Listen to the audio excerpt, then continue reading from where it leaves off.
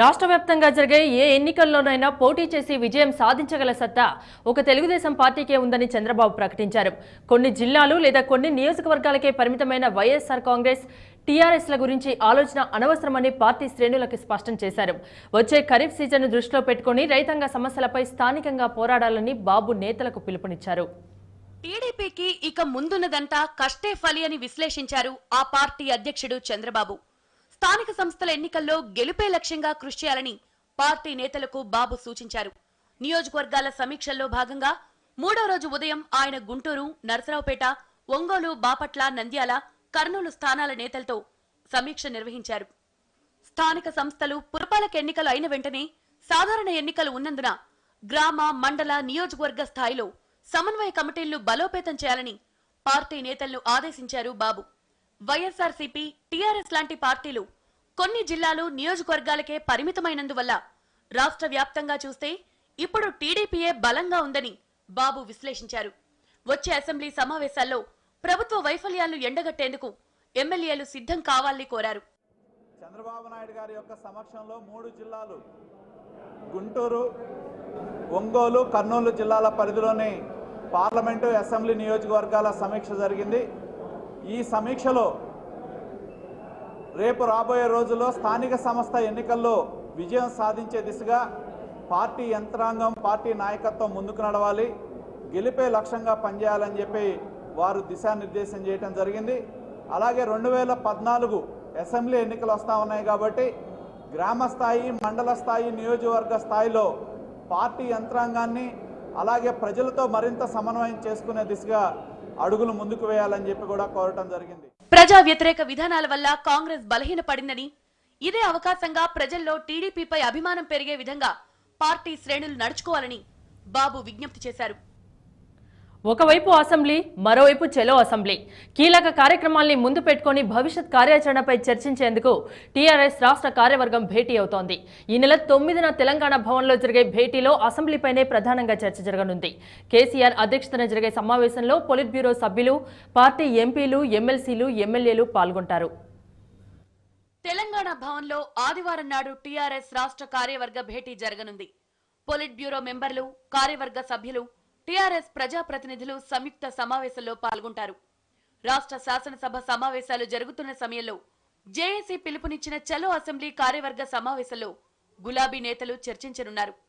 ఈ నెల 10న బడ్జెట్ మలివిడత సమావేశాలు ప్రారంభమవుతున్న నేపథ్యంలో జూన్ 14న చలో అసెంబ్లీకి పిలుపునిచ్చారు జేఏసీ నేతలు. చలో అసెంబ్లీ నిరసనను ప్రతిష్టాత్మకంగా తీసుకున్న జేఏసీ, టీఆర్ఎస్ నేతలు ఇప్పటికే తెలంగాణ జిల్లాల ప్రజలు పెద్ద ఎత్తున హైదరాబాద్కు తరలి రావాలని విజ్ఞప్తి చేశారు.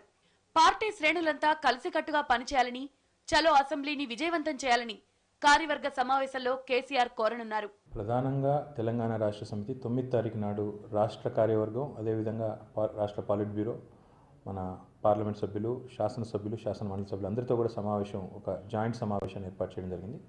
అందులో ప్రధానంగా చలో అసెంబ్లీ ఏదైతే జేఏసీ ఖరారు చేసిందో, ఇప్పటికే కేసీఆర్ గారు కార్యకర్తల శిక్షణ శిబిరాల్లో ప్రధానంగా చలో అసెంబ్లీనే ఒక అస్త్రంగా చేసుకుని చలో అసెంబ్లీ వైపే అందరినీ కూడా సమాయత్తం చేస్తూ ముందుకు కదులుతూ ఉన్నారు. చలో అసెంబ్లీని విజయవంతం చేయడమే లక్ష్యంగా దానికోసమే ప్రత్యేకంగా ఏర్పాటు చేసిన రాష్ట్ర కార్యవర్గ సమావేశం. ఇంకా ఇతరత్ర అంశాలు కూడా చర్చకు రావచ్చు. ఉదాహరణకు పంచాయతీ ఎన్నికలు కానీ, లేదా ఇప్పుడు ప్రస్తుతం నెలకొనున్న ఇంకా ఇతర పరిస్థితులు కానీ రాష్ట్రంలో అన్నీ కూడా చర్చకు రావచ్చు. కానీ ప్రధానంగా సమావేశం ముఖ్య ఉద్దేశం చలో అసెంబ్లీ గురించి. చలో అసెంబ్లీతో పాటుగా రానున్న స్థానిక సంస్థల ఎన్నికలపై కూడా టీఆర్ఎస్ రాష్ట్ర కార్యవర్గ సమావేశం చర్చించనుంది. ఇప్పటికే చలో అసెంబ్లీపై టీఆర్ఎస్ శిక్షణా తరగతుల్లో మాట్లాడుతున్న కేసీఆర్ గ్రేటర్ పరిధి నుంచి కూడా భారీ స్థాయిలో కార్యకర్తలు తరలి రావాలని కోరనున్నారు.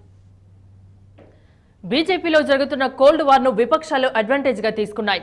మోడీకి ప్రాధాన్యత పెరగడంపై కాంగ్రెస్, ఎన్సీపీ, ఎస్పీ ఒకటే విమర్శలు కురిపించాయి. మోడీ కారణంగా బీజేపీ నేతలకు అనారోగ్యం పట్టుకుందని కాంగ్రెస్ ఎద్దేవా చేసింది. అటు ఎన్సీపీ మోడీని బుడగతో పోల్చింది. వచ్చే ఎన్నికల్లో బీజేపీ భ్రమలు తొలగిపోతాయని సమాజ్వాదీ పార్టీ వ్యాఖ్యానించింది.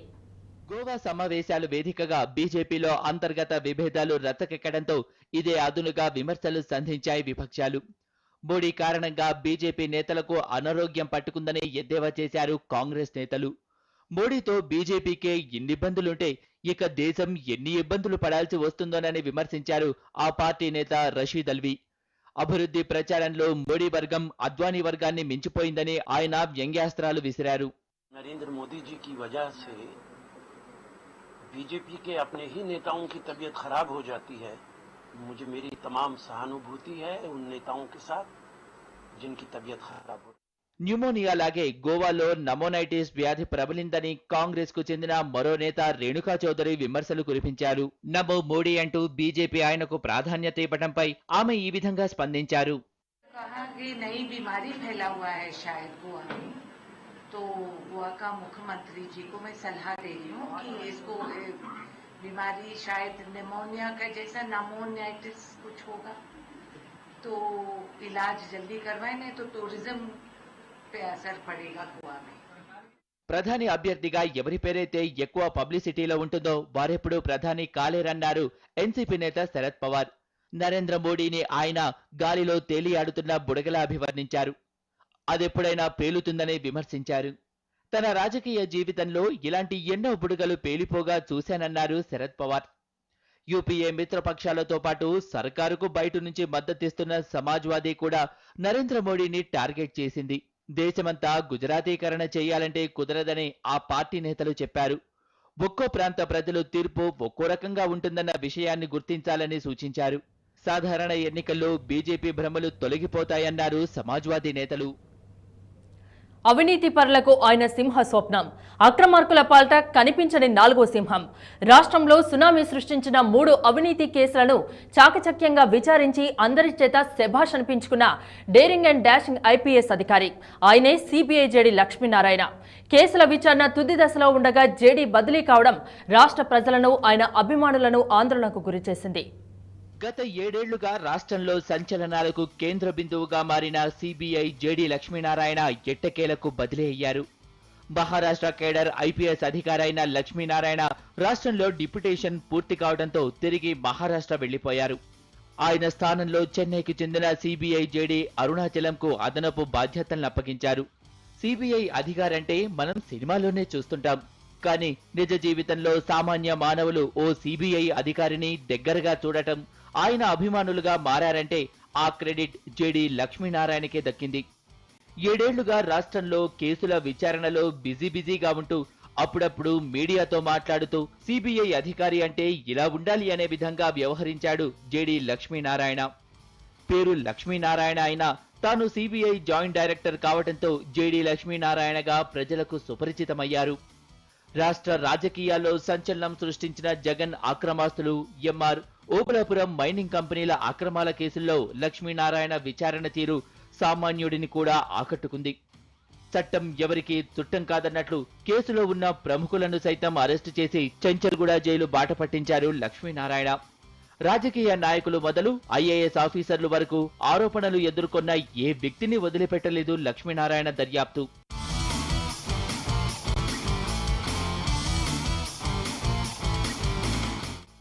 జగన్ అక్రమాస్తుల కేసులో 5 ఛార్జ్ షీట్లు వేసిన లక్ష్మీనారాయణ జగన్, మూపిదేవిలతో పాటు మరో 3 కీలక వ్యక్తులను కూడా అరెస్టు చేశారు. ఇదే కేసులో ఉన్న 2 మంత్రులు ధర్మాన ప్రసాదరావు, సబితల పదవులు కూడా పోయాయి. మరికొందరు మంత్రులపైన ఈ కేసులో ఆరోపణలున్నాయి. ఎంఆర్ ప్రాపర్టీస్ కేసులో అంతే. జగన్ సన్నిహితుడు సునీల్ కుమార్ రెడ్డి, వ్యాపారవేత్త Koneru Prasad, IAS officer BP ఆచార్యలను అరెస్టు చేసేదాకా వెళ్లింది సిబిఐ దర్యాప్తు. ఇక మైనింగ్ డాన్ గాలి జనార్దన్ రెడ్డి, ఐఏఎస్ అధికారి శ్రీలక్ష్మిల అరెస్ట్ సిబిఐ చరిత్రలోనే సంచలనం. ఈ 3 కేసులే కాకుండా అనేక ఇతర కేసులను కూడా ఏకకాలంలో దర్యాప్తు చేయటం లక్ష్మీనారాయణ సమర్థతకు నిదర్శనం.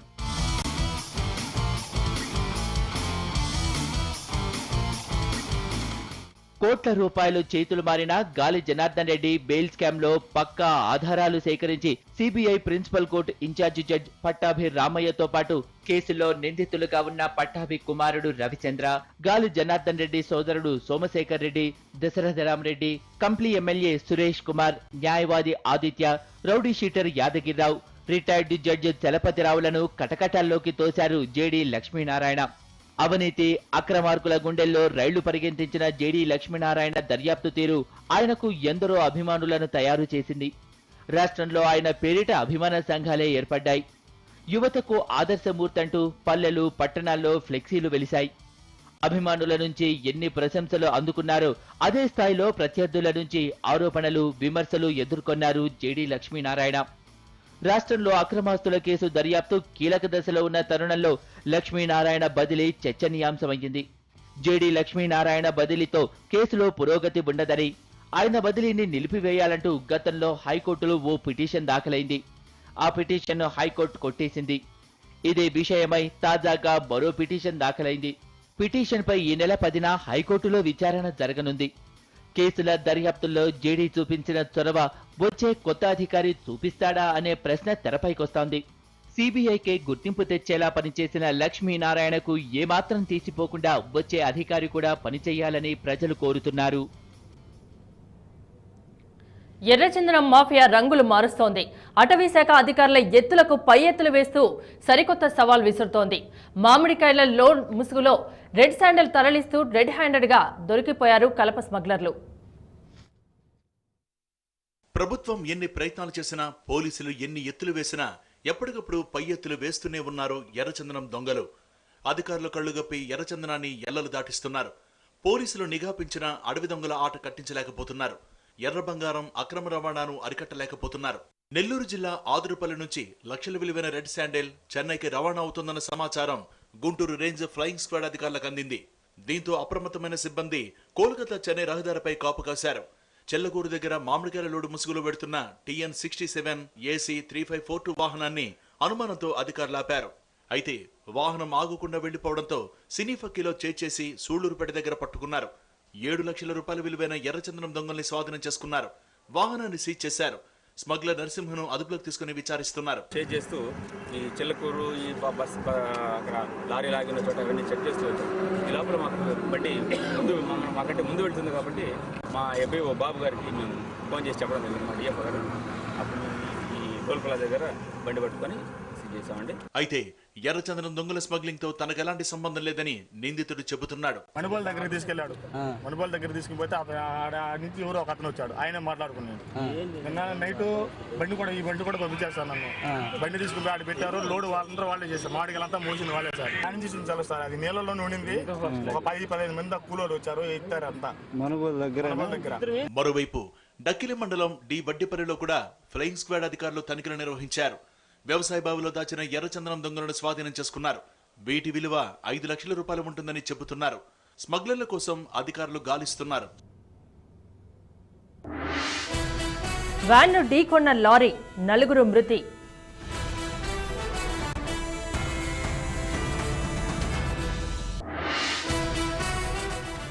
మూడు నెలల తర్వాత కేబినెట్ భేటీ, పలు పథకాలకు మంత్రివర్గం ఆమోదం.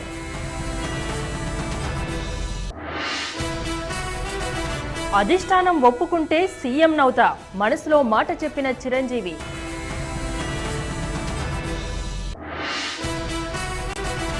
బీజేపీలో అంతర్గత విభేదాలు, అద్వానీ డుమ్మాతో కమలనాథుల్లో కల్లోలం.